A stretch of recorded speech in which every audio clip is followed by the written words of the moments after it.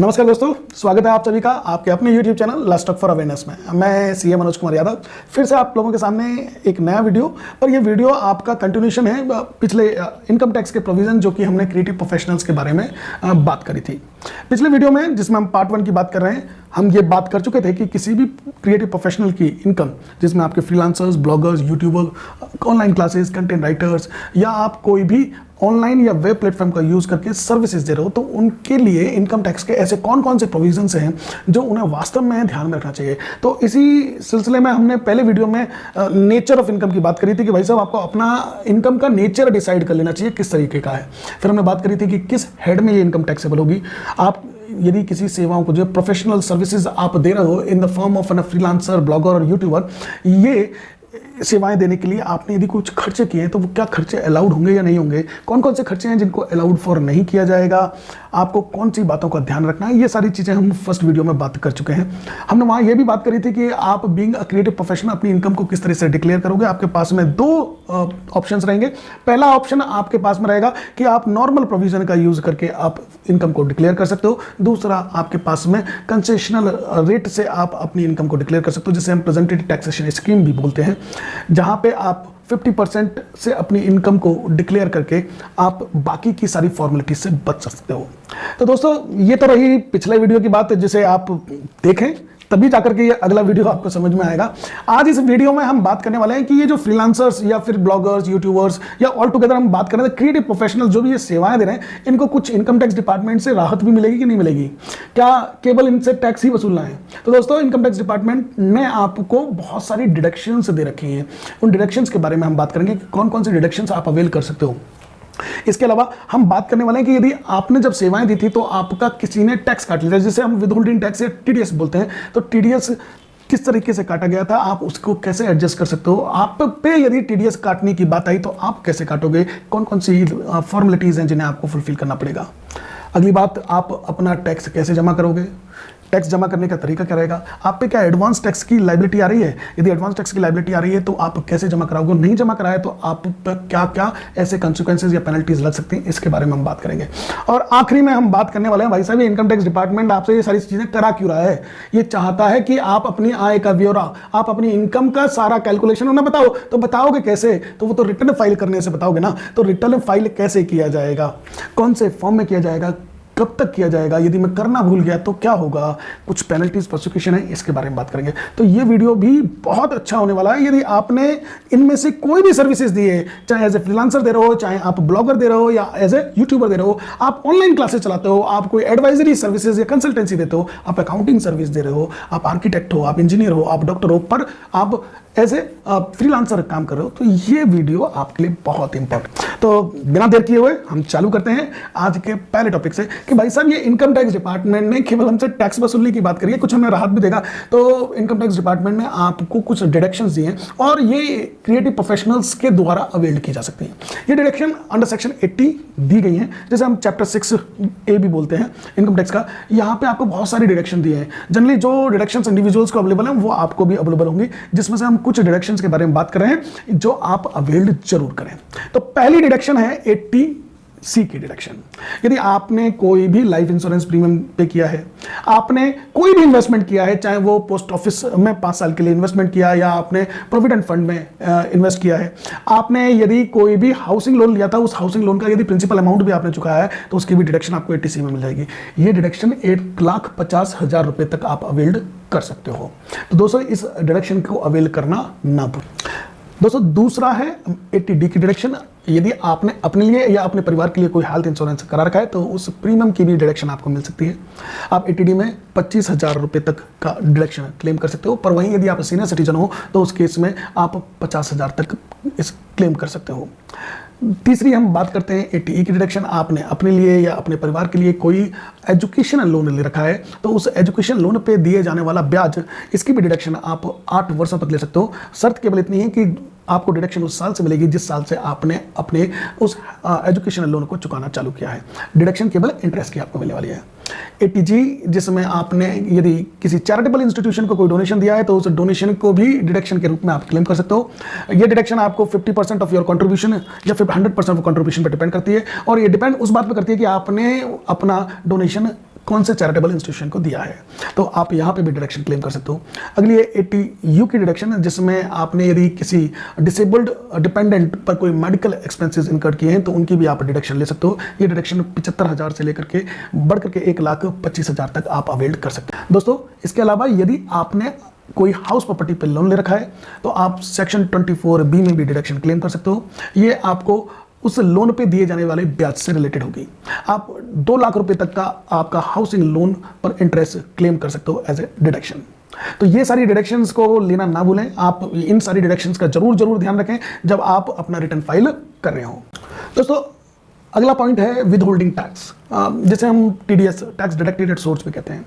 सामान्यतः income tax में जिस व्यक्ति के द्वारा आय अर्जित की जा रही है, कमाई जा रही है, वो ही टैक्स देता है। पर कुछ प्रोविजंस को इनकम टैक्स अथॉरिटीज ने इस तरीके से बनाया है कि जिस व्यक्ति के द्वारा पेमेंट किया जा रहा है वही व्यक्ति टैक्स देगा, और ऐसे सारे प्रोविजंस को हम बोलते हैं विद होल्डिंग टैक्सेस या tax deducted at source.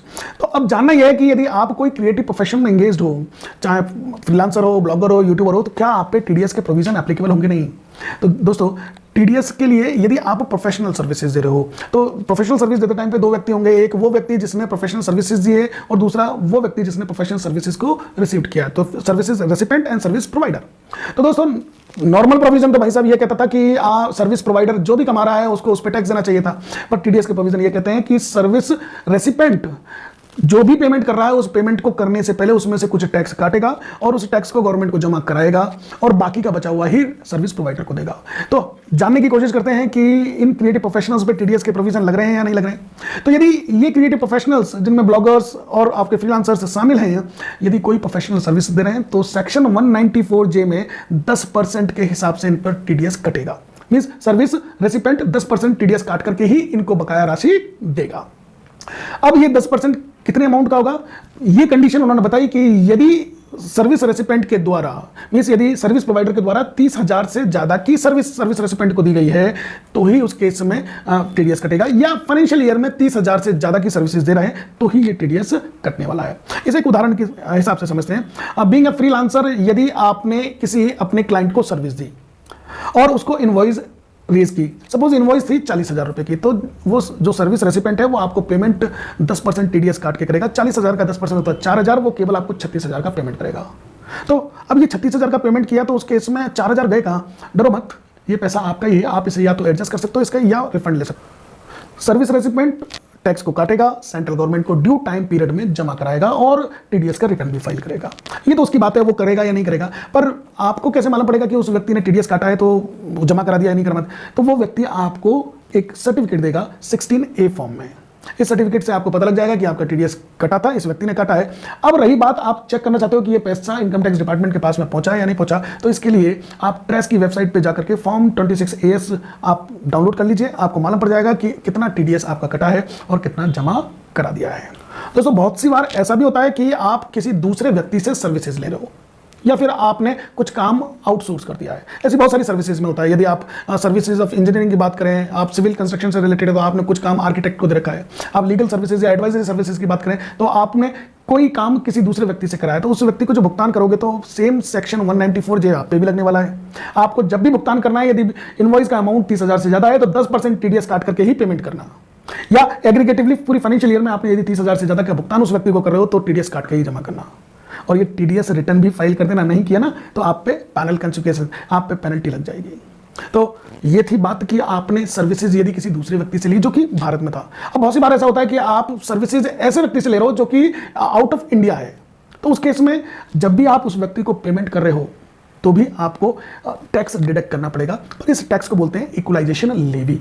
Presently 2016 के बाद में इन प्रोफेशनल्स पर लगी है। तो सर्विस प्रोवाइडर यदि आउटसाइड इंडिया है, आप सर्विस रेसिपेंट हो, तब भी आपको टैक्स काटना है और ये टैक्स का रेट रहेगा 6%। इक्वलाइजेशन लेवी आपको काटनी पड़ेगा। लगभग जितने भी क्रिएटिव प्रोफेशनल्स हैं इस प्रोविजन को भूल जाते हैं और इसकी वजह से बहुत दिक्कत होती है। दोस्तों यदि आप किसी ऐसे सर्विस प्रोवाइडर से सर्विसेज ले रहे हो जो कि आउट ऑफ इंडिया है, तो उस केस में जब भी आप पेमेंट करो, इक्वलाइजेशन लेवी जो कि करंटली 6% से है उसको डिडक्ट करके ही पेमेंट करना। दोस्तों अब बात करते हैं कि यदि आपने TDS के प्रोविजंस को समझ लिया है तो क्या इन फ्रीलांसर्स या क्रिएटिव प्रोफेशनल्स के ऊपर में टैक्स की लायबिलिटी कैसे पे करनी पड़ेगी, इन्हें टैक्स कैसे जमा कराना है। तो इसमें सबसे पहले बात करते हैं हम एडवांस टैक्स की। एडवांस टैक्स अग्रिम कर उन व्यक्तियों पे लगता है जिनकी किसी भी फाइनेंशियल ईयर में नेट टैक्स पेबल लायबिलिटी जो आ रही है वो 10,000 से ज़्यादा आ रही है।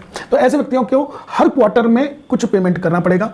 मीन्स यदि आपने एडवांस टैक्स नहीं पे किया है और जिस ड्यू डेट में उसे पे करने की बात करी है या फिर आपने कम किया है, तो उस केस में आप पर कोई पैनल कंसिक्वेंसेज एप्लीकेबल हो सकते हैं।